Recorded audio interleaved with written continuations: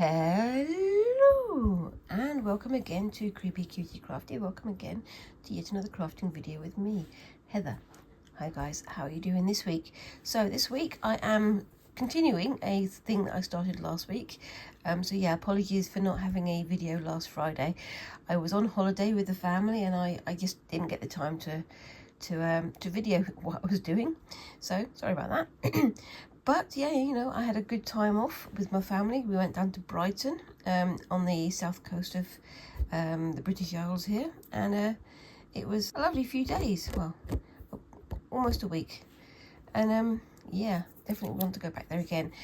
But as you can see, I've started doing this attempt at whitework, whitework embroidery styles using white perle number 8 thread on some cotton fabric here, basically just cotton lawn basically. It's a woven fabric, so you can do counter stitches if you want to, but I'm not doing that today. But you might remember that before my holiday I said I was going to be doing this pattern here.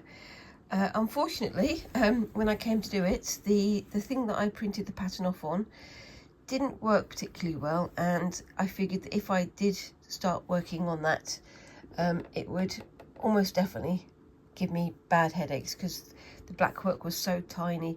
I probably wouldn't have done a particularly good job of it. So instead what I've done is I've just started drawing sort of random different kinds of skulls. So that one's a bit more technically correct, this one's a bit more sort of chibi style, and just done some floral decorations around them. So basically I've drawn these shapes on using a heat erasable pen, and then just filled in with the white cotton perle, as I say. So with this one, it's not quite a satin stitch. I did sort of long and short lengths of stitches here, as well as chain stitch around the eyes and a back stitch on the nose, and then the rest of it I'm going to just leave as it is.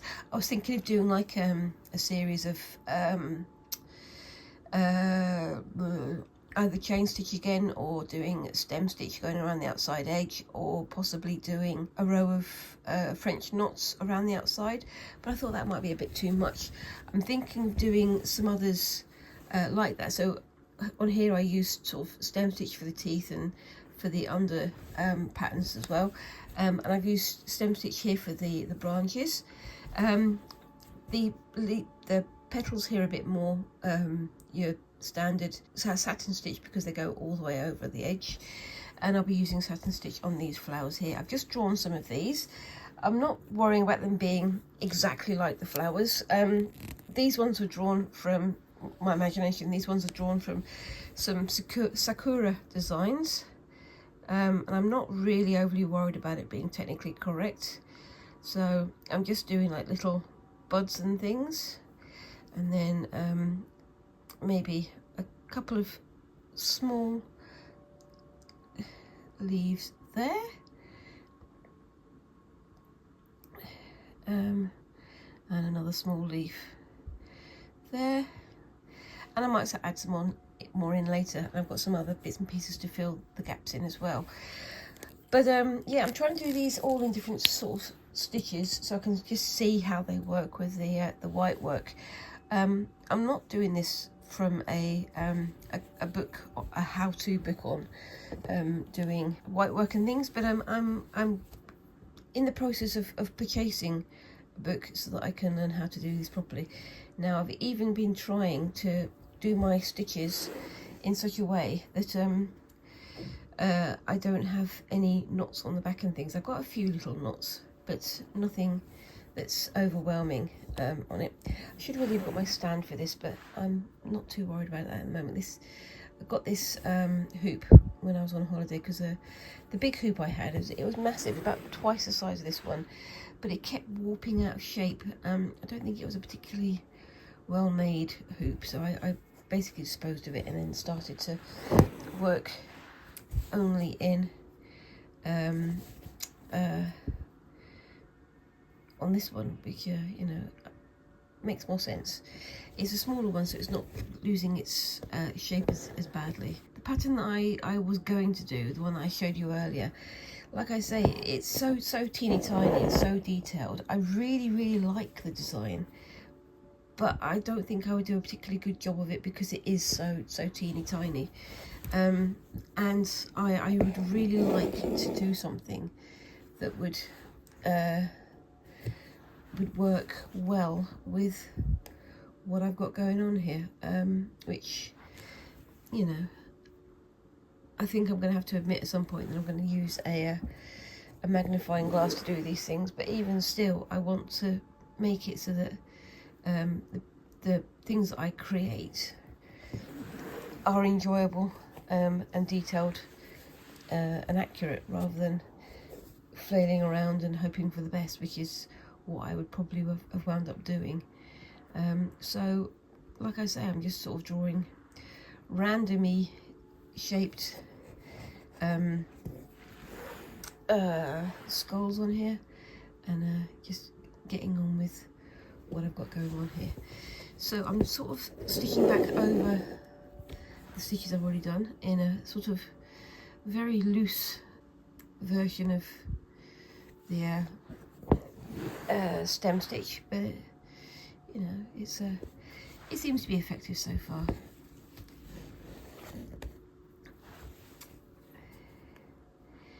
And yes. But yeah, so I mean, we had a great holiday. It was really nice going down to Brighton. I did take some photos and things, which I probably will put up on the screen in a bit. So, yep, just enjoy these photos for a couple of minutes.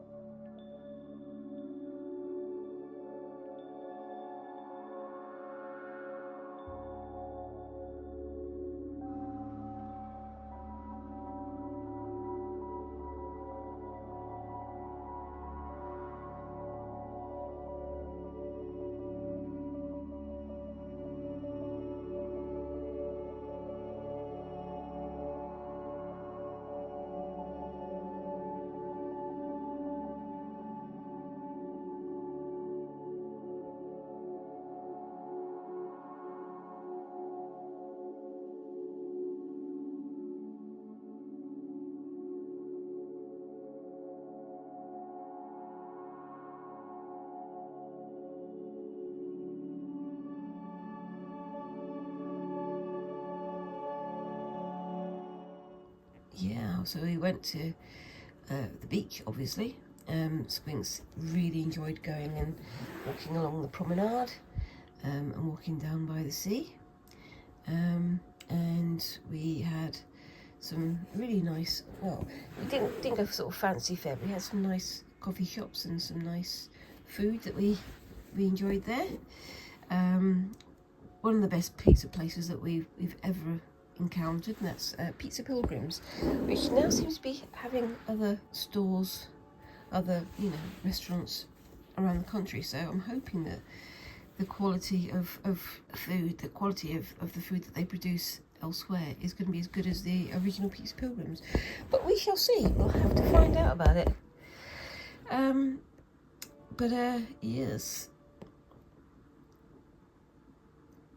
And then we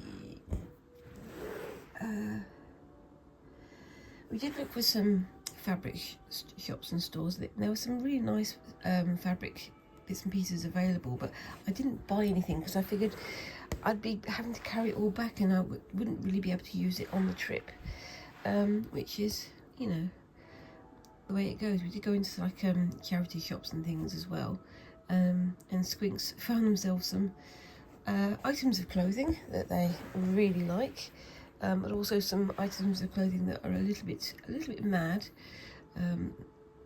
I'll see if I can get a photo of one of them for you, but we'll see what you think of it. But yeah, so we didn't like go there for shopping because, you know, it's there for family times and things like that. So we had a lot of times in museums and looking at some of the attractions that are around in Brighton. So there's two piers there's one which is the Grand Pier, the one that, you know, you pay to go onto, and there's like helter-skelters and fairground rides and things, and Squinks and my husband went on the haunted house ride, because of course they did, and there are also sort of arcades and things there, but, you know, we try not to go to too many of those because they are quite expensive, and that's money that you're never going to get back, isn't it? But it was interesting going out to sea. I always find it interesting going onto these piers and looking down, because you've got these wooden slats that don't seem to be very thick and don't seem to be very strong, and are regularly being replaced because obviously they're very much open to the elements and rotting constantly, so you have to constantly maintain them. But you look down through the slats and you can see the sea underneath, and you'll feel like it's a bit weird feeling like you're out in the middle of the sea when you're standing on these very, very supposedly, you know, very thin boards. But I always loved that as a kid. My brother, my older brother, when we went onto the piers, he used to get very scared when he saw these down below below his feet, but I always found it quite interesting. Now this is going to be a bit of a lumpy stem stitch. It's not quite what I was hoping for, but I think it actually works in the style of the branches, because sakura branches, cherry blossom branches, are kind of knobbly, aren't they? And so I think I'm going to embrace the knobbliness that I'm creating here. It's going to work one way or the other. There we go. That's my opinion anyway. But yeah, so I went onto the pier, and Squinks and I went onto the I-360, which is kind of like a sister attraction to the London Eye. You basically go up in this sort of spaceships, you know, flying saucer shaped capsule with a couple of hundred other people. Well, not even that. I think it was probably about 30 or 40 people that went up with us. And it's sort of bulbous on the outside, and then you basically climb up to the sky. It's a slow ascension. It took 8 minutes for us to get to the top of the pole that it rides up, and yeah, the views out the side were fantastic, and it's built almost exactly on the site of the previous pier that was there, because there used to be two piers well, there used to be three piers in Brighton. There were the Grand Pier, which is I think the most recently built one. Before that there was the West Pier, and then before that there was a chain link suspension pier, which I've never even seen. That collapsed sometime in the middle of the last century. It was not very well built and it wasn't very sturdy, but fortunately nobody was on it, from what I understand. However, we did have the two piers for a long time. So we had the Grand Pier and the West Pier, which is the one that is where the I-360 is now. But that burned down. There were two fires in 2003, I believe. Might not have been that late. I'll have a look at the dates.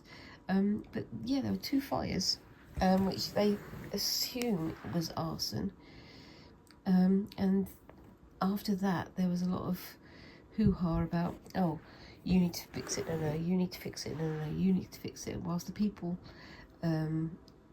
working on the grand pier were like, no, let's not fix it because it's unfair competition. I seem to remember, well, I do remember going on the West Pier when I was a kid with my parents, and if I remember rightly, we used to complain about going to the West Pier because it was the one where there was nothing there to do. There was no fairground rides or things like that, but that's not necessarily what you want to do every time. And the Grand Pier charges for entry, so you know the West Pier was the free one, so you could go and enjoy being on a pier for free. So yeah, it's an odd one, isn't it? But as I mentioned in one of my shorts, I definitely appreciated the West Pier now more than when I was a kid. Even though now it is literally a rusting hulk in the middle of the sea, because that's all that's left of it. But I enjoy getting some good photos of the West Pier because it is kind of a not elemental. It's kind of an atmospheric place to visit. But there you go. Right, so I've got to this point, and what I'm going to do here is I'm going to just start doing some satin stitch type stitching to the centre of the flower. I'm not going to, so the bit in the middle, I'm not going to keep even. I'm not going to have like a definite edge like I've got the definite edges on here. I'm just going to sort of kind of work to the centre.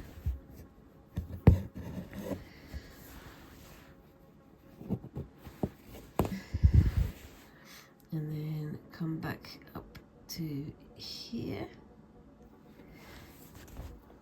And then, oopsie daisy, because it's like a fan shape, so it's fanning out from the centre, I'm not going to do, oops, come on, there we go. I think I need to trim that end because it's getting a bit fluffy, and that's what's getting caught.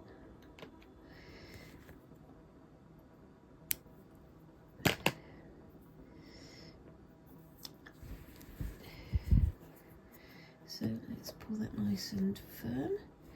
Then I bring the next one up to only here, because then the next one will be overlapping that one slightly.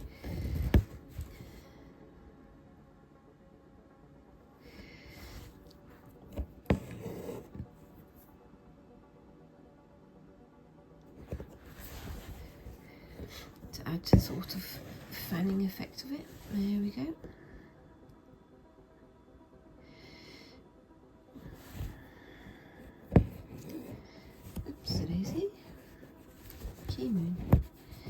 This is the problem with using long lengths of thread, is that it does like to get itself all tangled up, but at the same time I don't want to use shorter lengths because then I'd have to keep stopping and starting, which would not be fun for you guys. It's a bit of a payoff really, isn't it? When I'm using ribbon, I use, excuse me, when I use ribbon for stitching, I use shorter lengths because that frays as you stitch. But for this stuff, it's okay to have it a bit of a longer length because it doesn't fray so much. It's just on the tips of the ends that it frays. And I will definitely be working an awful lot more on this off screen because I'm actually really getting into this. I'm thinking of doing a skull shape like this, but doing it only in French knots, and another one in a sort of kind of chicken scratch style, but I'm not sure. I'm going to think about it because it's one of those things where I want to get it right, but at the same time this is kind of an experimental piece again. Now I didn't go quite up to the tippy top here, so I'm going to go to the top here. I don't know why I said tippy top, that sounds a bit weird, doesn't it? And just add that in there so it comes up more to a point.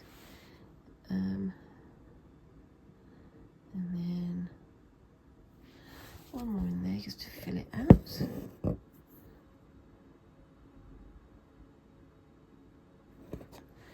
Oops, my nails split as I've been working. Oh well, I'll deal with that afterwards. And then onto this side. I mean, I was thinking of going around the edge of this one with a split stitch or a chain stitch or something like that, but I don't know.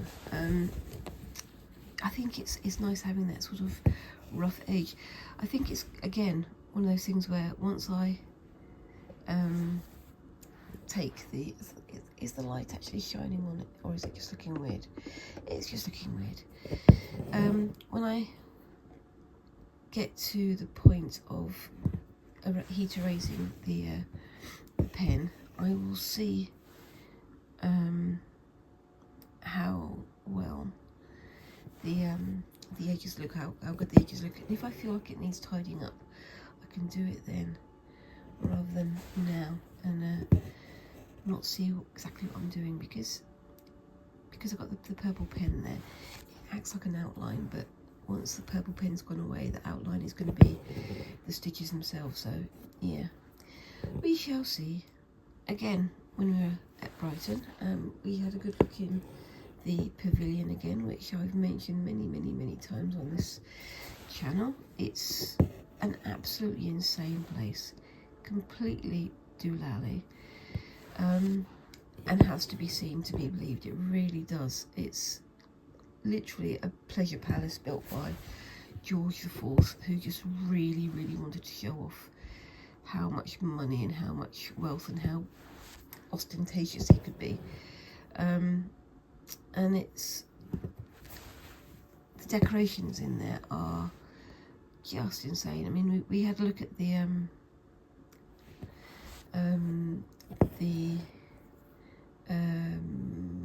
chandeliers in the main dining room, and apparently they were way over a ton. And you're thinking, that's over a ton of metal and glass hanging over a crowd of very fancy people who obviously like spectacle over safety. But yeah, it's huge and ridiculous. In some ways it's, you know, inspirational, because you can have a look at what's going on there. But you know, at the same time you're thinking, my gosh, these guys must have been absolutely mad, madder than a box of frogs, because to spend that amount of money and time and effort on something that's just lighting up your evening dinners is crazy. Right, I'm just going to tie that off and then start on to the next one, so back in a second. Okay, so I'll just show you what I've been doing with these to stitch them off. I'll show you what I've been doing with these to stitch them off. So just doing tiny stitches like that and leaving the knot visible, and then doing a couple like that.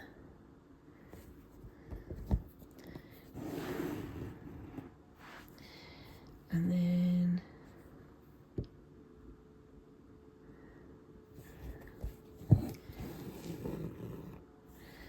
coming back through the other way.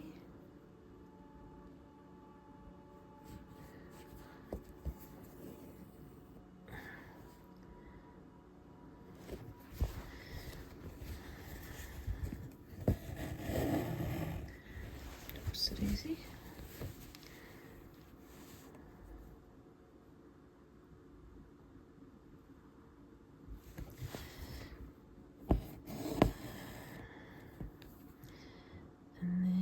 Bringing that up to the point there.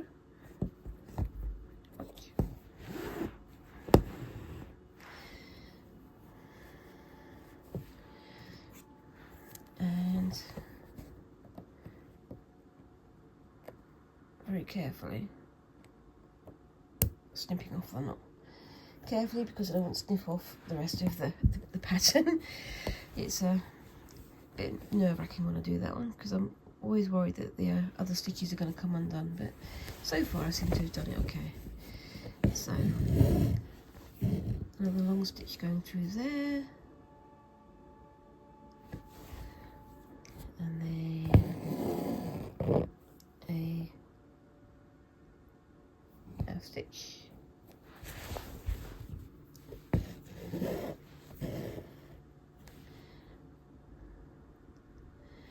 and then just keep going.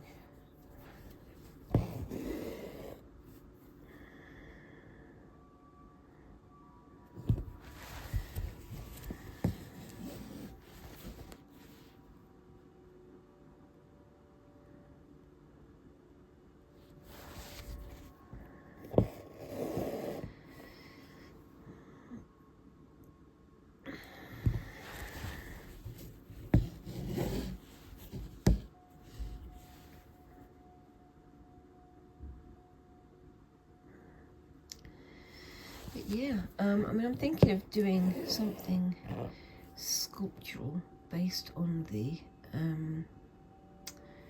chandeliers and things that we saw at the pavilion, but I don't know quite what I want to do with that yet. I mean, it is an insane building. If you ever visit the UK and you get time to, or if you are in the UK and you get time to visit Brighton, I highly recommend it. There are some very interesting, very unique museums and things there as well. So we went to the museum and art gallery that's there, the Brighton Museum and Art Gallery, which is fascinating. They've got all sorts of bits and pieces in there that, you know, come from all around the world. At the moment they've got an exhibition on called Passion, Power and Protest, about the history of protest and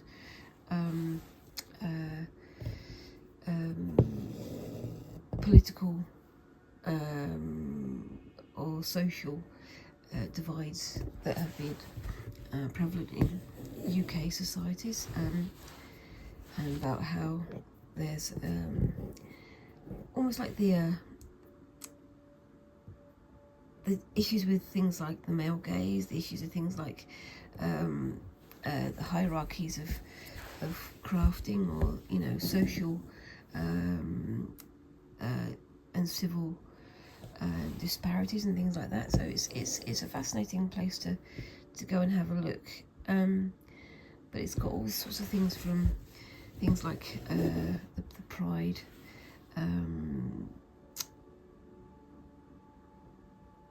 the original Pride protests and things, and it's interesting seeing hopefully how far we've come and how far we still need to go in many ways. So it's an interesting place to go and have a look at. But they also had a history of mod fashion, mod clothing and styles and things, and what, you know, the mods used to do and what they used to wear and things. So they had a fabulous exhibition which had lots and lots of mod clothing on mannequins and things, and the reason why they did certain things and the reason why they had certain labels and this and that and the other. It really interesting, especially when you consider that for many of the mods the rules were that you didn't have big pockets, and if you did have pockets you didn't fill them up because you'd spoil the lining of the clothing. So you had enough pocket space for membership tickets or cards for certain clubs, for whatever money you needed, and for other illicit substances that might help them to dance through the night. But I'm not going to go any further with that one. But you know what I'm talking about if you're of that age. But yeah, but it was really interesting to see how they made these items of clothing. They were so very, very streamlined, and the clothes themselves were fantastically well tailored in many cases, and a lot of American polo shirts and things like that. So it's interesting to see how and why these fashions came into being, I guess. And it was interesting to see it from a fabric fancier's point of view, which, yeah, I think I count myself as a fabric fancier now, because I'm very much enticed by different fabrics and textures and things in my work. And yes, but fascinating exhibitions all round, and yeah, I highly recommend. But yes, we also went to the toy and model museum, which is a teeny tiny, it's a really weird museum. It's when you come out of the train station, there's a really weird tunnel that goes underneath the taxi ranks, which then goes down to the main part of the city, and just underneath that tunnel there's the entrance to the toy and model museum. So you're literally underneath the train station, which is a very strange place to have a museum, in my personal opinion, but it makes it very, very quirky. It's a unique location, and a perfect location for a collection of toys and model trains and other model making and model construction equipment, you know. So they've got things like Meccano, they had like the original Lego sets, they had, oh gosh, what was it? They had some of like the old puppet toys and things like that. They had like the toy soldiers that people create. They also had Baco, which is a set that I used to play with at my grandmother's house. They literally had the set that my grandmother used to have, which was very strange. But Baco is another sort of proto Meccano set. You had like boards like this with holes in rows, and then into those holes you put like sticks. You put like metal rods, and then you slid walls and windows and roofs onto those rods. So you had to get the rods all lined up perfectly, and you also had to make sure you had the right height of rod, because if you put a piece of the brickwork or whatever onto a rod that was too short, then it wouldn't hold. But if it was too long, then it wouldn't hold. It would be sticking out the top. So yeah, it's a fascinating thing to look at, and it sort of made my fingers itch, because, you know, if you see things that you used to play with, you feel like, well, actually I'd like to play with those again, please, because they were fun. I've always been into sort of construction toys and things like that. I remember when my older brother got his train sets for the first time. He didn't have the dexterity to construct them and things, but he used to get me to construct them for him, and then he'd play with them. I wouldn't be allowed to play with them after I constructed them. Always funny though, isn't it? But yeah, I did enjoy it. But there we go. And I definitely would like to get myself a train set or something of that nature when I finally get the space in my home to have one. But I think that's going to be a bit of a pipe dream for now. Right, so I'm just going to start on the next side of this one. I think I can only do one stitch on this side, possibly not even that. Nope, possibly not even that. So I'm going to tie this one off, and I'll be back in a second. Okay, so I'm back, and I'm just going to continue with this little bit of stitching. I do want to move on to something else in a bit, because it's a bit samey with this, isn't it? So there's something else I want to get on to before the end of the video. A return of an old favourite. You'll see what I'm talking about when I get to it, but we'll see what happens. I remember I used to try to do 2 different projects at the same time, but it got a bit untenable, because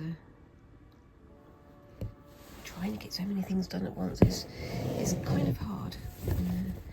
You've got minimal time, which I do at the moment. But that's enough of me moaning. So, yep, let's go back to more of these satin stitches here. I'm going to give it a couple more minutes and then I'll go on to the next thing. But yeah, so again, Brighton, highly recommend, but I think we're going to try going on holiday to a different city next time. Unfortunately, we did have a few setbacks whilst we were there, and one of the things you can probably tell is that with my my voice, I'm a bit croaky, a bit blur. It's because I've had a bad head for quite a few days. I quite often get migraines for multiple days, but this has also almost definitely been either triggered or exacerbated by having a fall in the bathroom of the place that we were staying, because we were staying in a little holiday flat, but I got out of the bath and slipped over in the bathroom and landed on my bum, and I've got a big bruise on my bum to show for it, and I also managed to knock my head as I went down as well. I'm okay, it's just a little bit painful for a few days afterwards, but yeah, such is life. But it didn't spoil the holiday, thank heavens, and we still had a good time having a wander around and doing all the things.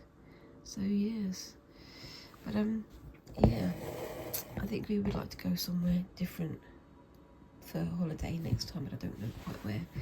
We were talking about going up to Whitby, because I've talked about Whitby a few times in the Whitby Goth weekend, which is always great fun, and Squinks would definitely like to go to the Whitby Goth weekend, but it's just going to depend on time and money, as it always does. But there you go. I'm just going to get to the end of this pedal and then I'll start on the next thing, and I'll show you what I'm talking about in a second. So that goes to the end there, just to round it off nicely. I'm trying to leave a nice little gap between each of the petals, so it's kind of easy to tell where they sit in the design. But yes, I think it's looking pretty good. It's not bad for my first attempt. I'm fully cognizant, I'm fully admitting that this is not proper white work, and I would like to do some proper white work, and I also want to return to doing that pattern that I was talking about before, but I will be planning those things in the next few weeks, but we shall see what happens, because again, trying to do too many things at once does wind up making it impossible to do all the things at the same time. But you know, I'm sure that I'll find time at some point. Anyway, so yeah, that's that doing. I'll share a picture of that at the end of the video so you can see what I'm talking about, and yeah, I hope you enjoy it so far. Right, so I'm going to go on to the next thing, so I'll be back in a minute. Okay, so I'm back. Hello again.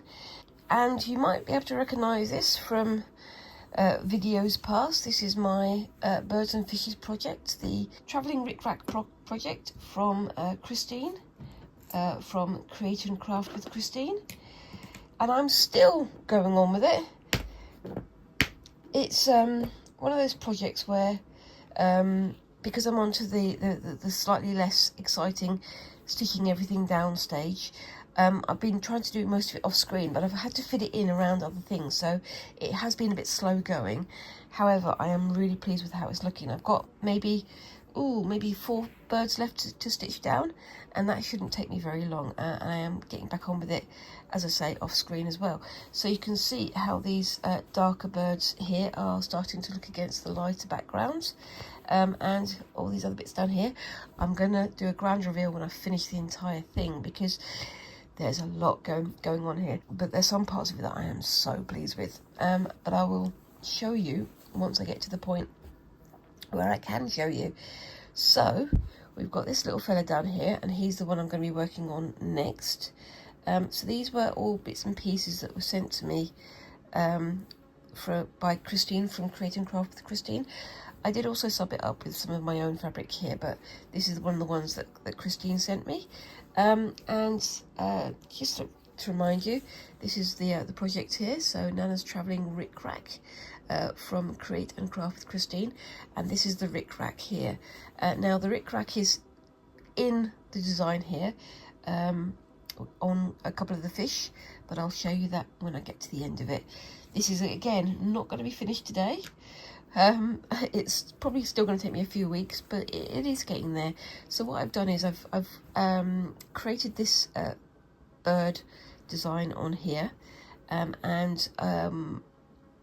I've just cut off the edge to get rid of any extraneous fabric. And if you want a bit of a backstory behind it, this is the Sky and Water 2 design, which I'll post on here again, from MC Escher, and he did these tessellating birds and fish that sort of interlink in the center and then move off from the outside, so they sort of swim free from the creations at both ends. And for me, I thought that was kind of nicely linked in with the idea of the travelling rick-rack, because it's the idea of migration, it's the idea of transformation, it's the idea of change through learning, through encountering other people around the world, through creative endeavours, and through through knowing people from the other side of the planet in this case, because I'm here in jolly old Blighty, and Christine is in Australia. So it's very weird having these worldwide friendships that are based on shared interests and shared projects and shared ideas. So it's nice to get to know people that way.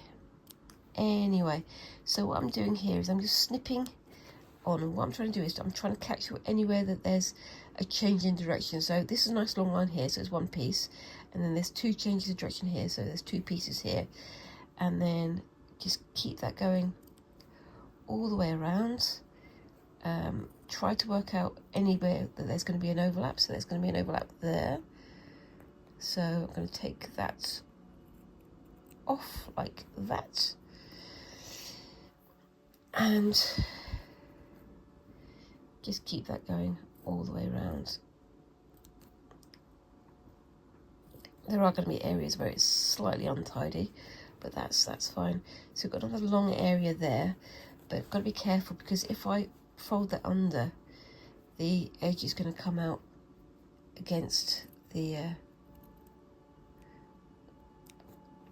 over the edge of the wing, isn't it? So just got to be careful, and also try not to snip through the stitches that I've made, which I don't think I've done it so far, but I'll find out when I'm all done at the end, but we'll see. I'm trying to do this fairly quickly, but also try to do it as accurately as I can. So I'm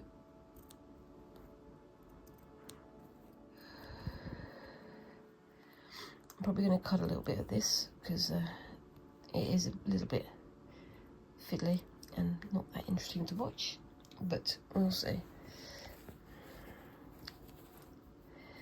And again, I'll be doing quite a lot of this off screen anyway.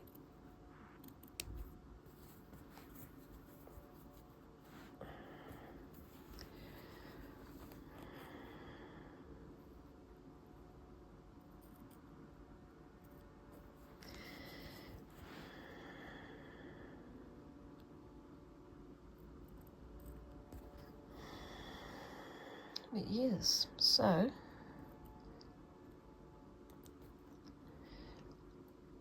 let me know what you think of this so far, because it's a mad project. It's another one that I thought would take only a week or two, and it's taken me several months now, because I have no planning skills when it comes to time and crafting, evidently. But I want to do it justice. I want to do it a good job, because it is based on a gift sent to me from somebody on the other side of the world. But yes.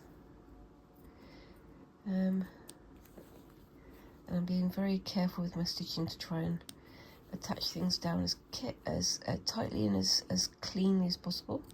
So you can see here I've got a mix of overcast stitch and back stitch, just to try and emphasize the shape of the beads, and I did the same with the fishes underneath as well. But yes, it's great fun, and I'm really pleased with how it's looking. I've got to be honest with you, I am. It's been a surprisingly tactile project, and a surprisingly decorative project as well. I still have no idea where I'm going to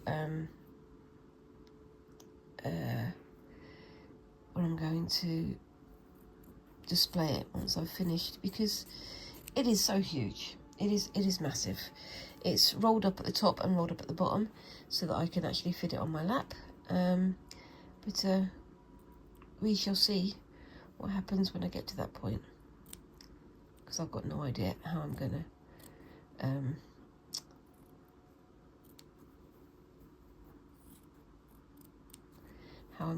display it. I don't have a lot of wall space for displays at the moment, but I'm sure I can find somewhere to put it up, and I really would like to, because I do like how it's turning out. Or I could, of course, gift it to somebody who I know would appreciate it, but I don't know quite who that would be yet, but we'll see. But yeah, I do want to take good care of it, because it's something that's, as I say, was gifted to me, and something that I've been working on for quite a long time now. So yes, but we shall see. I say that a lot, don't I? We shall see. And we do almost always see, but it'd be nice to have some prior planning that works out sometimes, if you know what I mean. I'm not entirely sure I know what I mean, but you know, we'll go with it. I'm talking nonsense again. But yes, I'm nearly there. I haven't done the eyes on some of these. I was thinking of doing some like button eyes or sequin eyes. I think I'm gonna do that once I've got the whole thing set out. Now, done all these tabs all the way around, just checking to make sure that there's nowhere that they might come unstuck. That looks pretty good to me. So then what I'm going to do is I'm going to get my thing here, my Soline glue stick. This is a fabric glue stick, and I've been using this for all of these, and it's been surprisingly useful. It's a dry glue rather than a wet glue, so it's not too, it doesn't cling to your fingers too much, which is one of the reasons why I don't use things like Yoo-hoo or things like that. However, this does seem to work. So glue on the back, turn it to the front, put it down so that I can see where the edging is, and then press down. That's pretty good. And I will be stitching over this anyway, so it's not going to be too problematic. And then pull that down. I'm just going to do that all the way around, so I might just go silent for this bit so that you can see what I'm doing.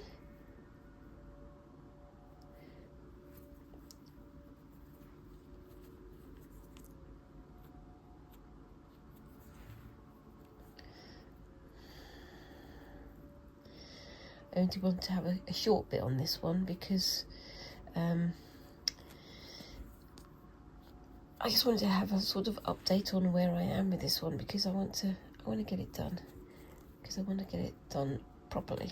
But that takes time that I don't currently have, unfortunately. But I am enjoying doing it, and I'm very much enjoying how it's starting to look.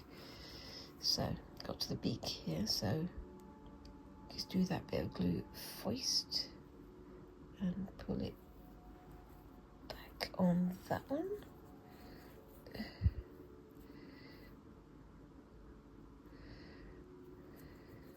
So that's nice and tight there. And then, oopsie-daisy, glue this one down. So that will hold down the previous tab.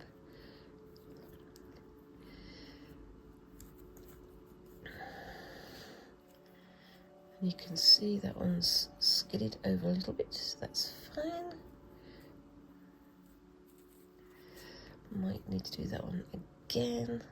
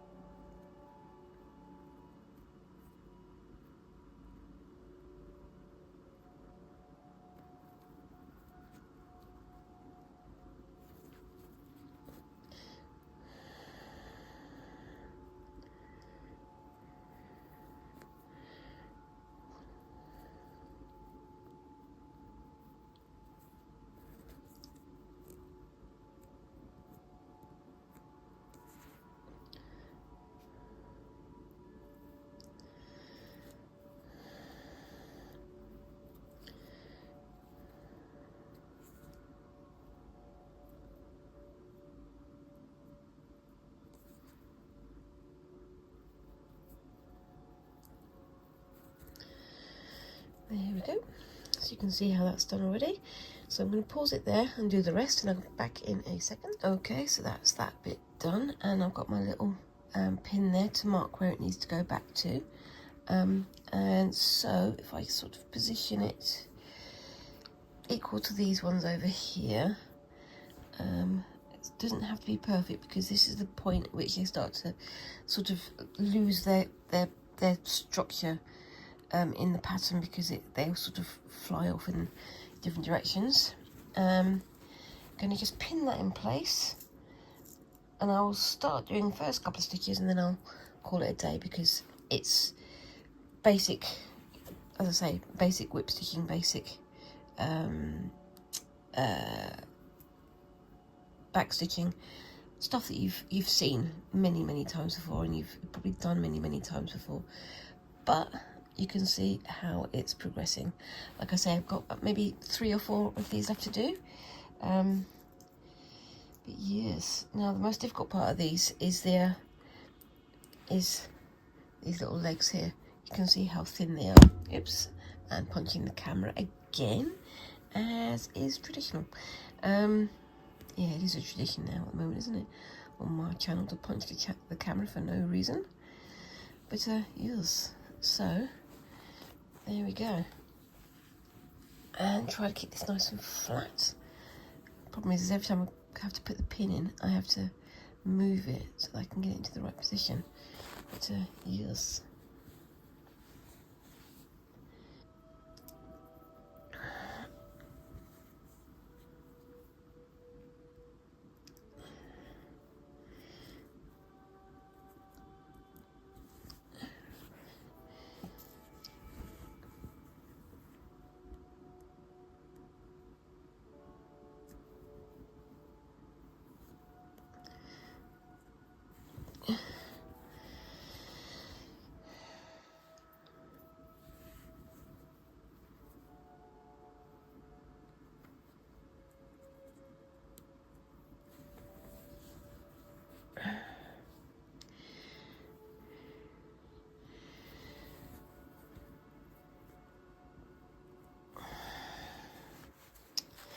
There we go, just do that little foot as well.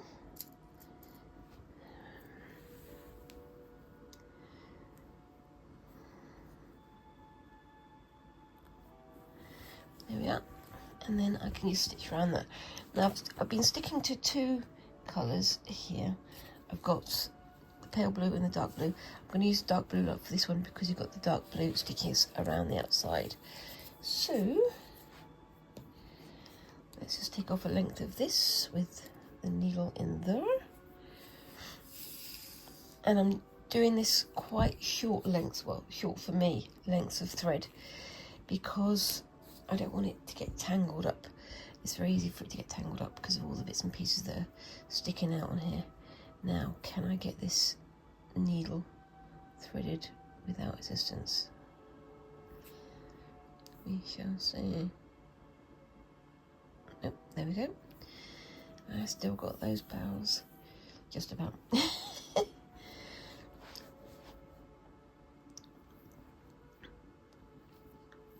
And you can see that even though I've got a little bit of the glue on my fingers, it's dry, so it doesn't affect what I'm doing. So I'm just going to start here. I'm going to do the foot last, so I'm going to go in the opposite direction of the foot. And that is just doing little back stitches around the edge. And because I'm using the sort of same colour of thread as the embroidery thread on here, hopefully the stitches will be less visible. And immediately I've got a knot. Of course I have. Ugh, come on. Where's that knot? Ah, it's gone around the pin.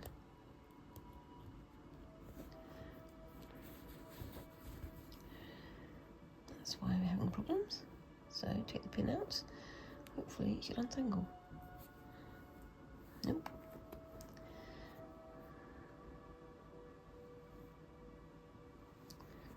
Ow. My gosh. You wouldn't believe it, would you? Okay, I think that's sorted.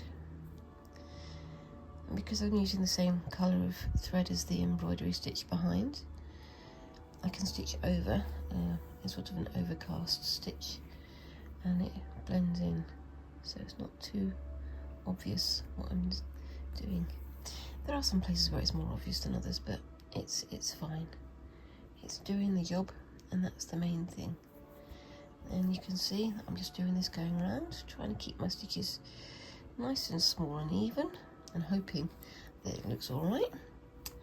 And yes, just doing that all the way around the outside, and I will call it a day there. And yes, I'll show you the end result at the end of the video, same as usual. So just going to park my needle there and bring this one back in again so you can see both of my lovely creations so far this episode. And I'll say, let me know down in the comments what you think of those so far. Do you like this attempt at white work? What do you think I should try next? I have a book on the way about how to do cut work and things, so I might be trying something a bit more out of the ordinary for me in the next video or two. We shall see. And I'll be continuing this and stitching some of the other birds down.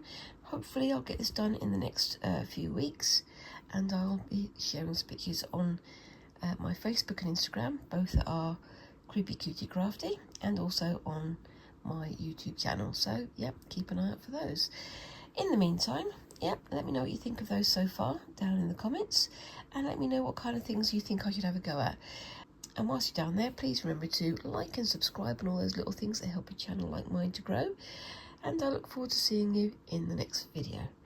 Thank you very much for watching. I hope you have a great week, and bye bye.